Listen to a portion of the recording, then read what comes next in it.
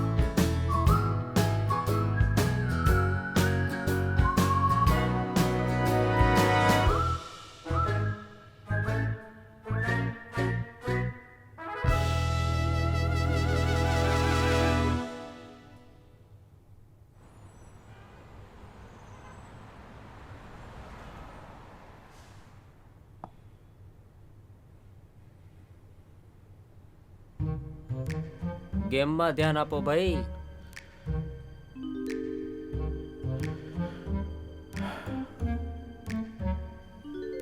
હું આજે એના ભાઈને મળ્યો. તો એણે ના પાડી દીધી. સારું છે. ના નથી પાડી.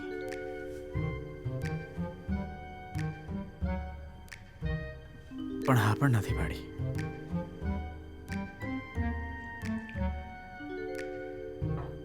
એટલે તું ફ્રેન્ડ ઝોન થઈ ગયો?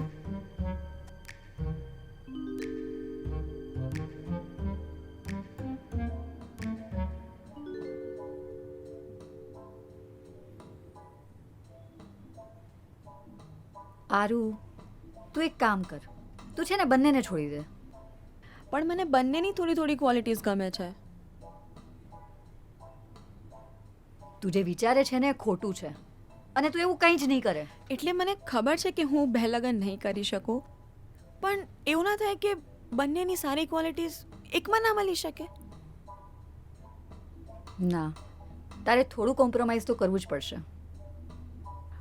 અત્યાર સુધી તો કર્યા જ છે ને, હવે નહીં થાય.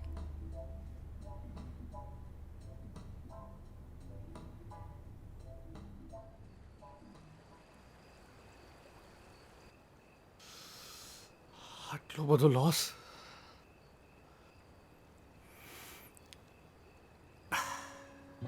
આ ફૂલ અત્યારે કેટલું સુંદર અને સુગંધિત લાગે છે, પણ જો આ ગુલાબનું ફૂલ ના હોત ને તો કાલે સવારે કચરાના ડબ્બામાં હોત. કેમ કે એનો મૂળ સ્વભાવ બદલાઈ જાય છે.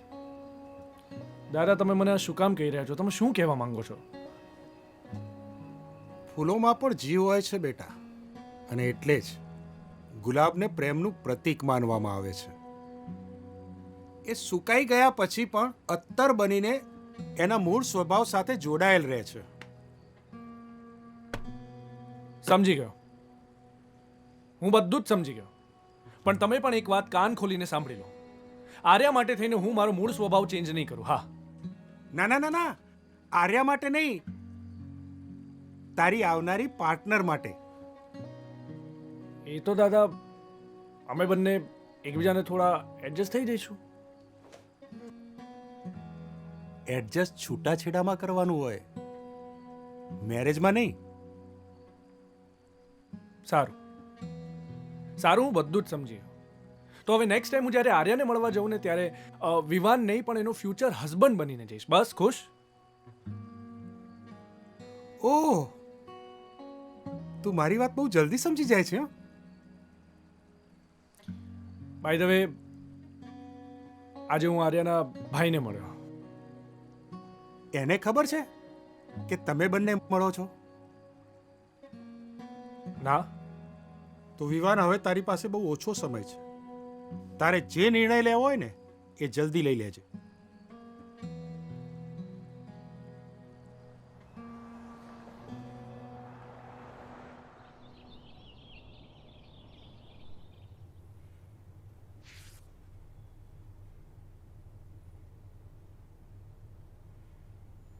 આરુ, હવે તારી પાસે બહુ સમય નથી, એટલે તારે જે પણ નિર્ણય લેવો હોય એ જલ્દી લે.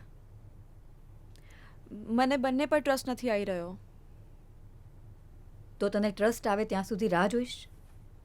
સમજ્યા વગર, એકબીજા સાથે રહ્યા વગર ટ્રસ્ટ કેમનો આવશે? આરુ, તું બહુ વિચારે છે હવે. એમ કેમની હા પાડી દઉં? મારી લાઈફનો સવાલ છે દીદી.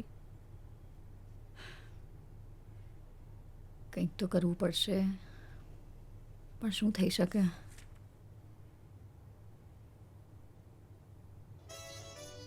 હા, આરુ, મારી પાસે એક બ્રિલિયન્ટ આઈડિયા છે. થોડું રિસ્ક છે, પણ જો બધું બરાબર રહ્યું તો તારી બધી પ્રોબ્લેમ સોલ્વ.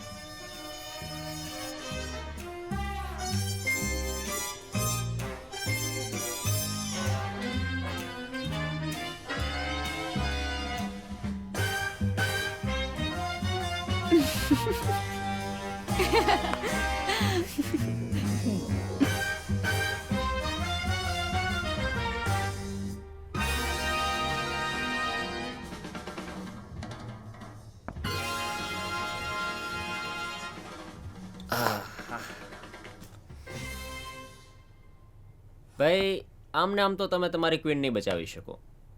કોઈ પણ લઈ જશે.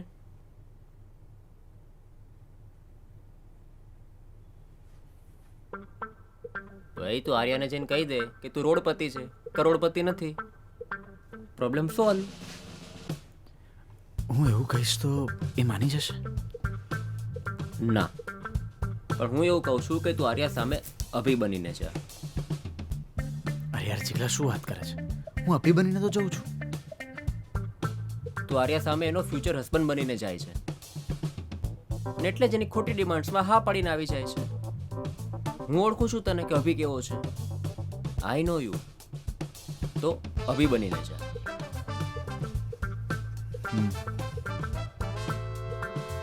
તારી વાત સાચી છે.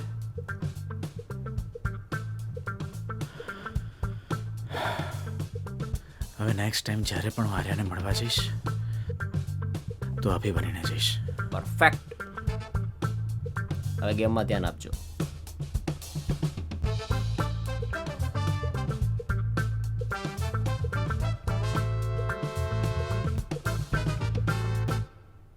આ સારું ને અમારા જેવા આળસુ લોકો માટે?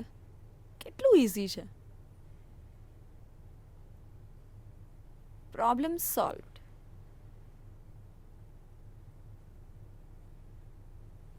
આ બધું તું સાઈડ પર મૂક અને બંને જણાને 4 વાગે ઘરે બોલાવી લે. બંનેને જોડે? હું કહું એમ તું કર ને. પણ આપણી વસ્તુ આવી ગઈ. વસ્તુ મારી પાસે જ છે. અને સાંભળ, તારા જીજાજીનો ફોન હતો કે આવતીકાલે આવવાના છે, એટલે હવે તારી પાસે બહુ વધારે સમય નથી. જે પણ કરવાનું છે એ જલ્દી કરવું પડશે. તો હવે શું કરશું આપણે? બંનેને અલગ અલગ રૂમમાં પૂરી દઈશું. પછી જે બોમ્બ ફૂટવો છે પૂછશે. નાઈસ. બહુ વિચારીશ નહીં, બંનેને મેસેજ કરી દે. આજે હું તારા લગ્નનો મુહૂર્ત ફાઇનલ કરીને જ રહીશ.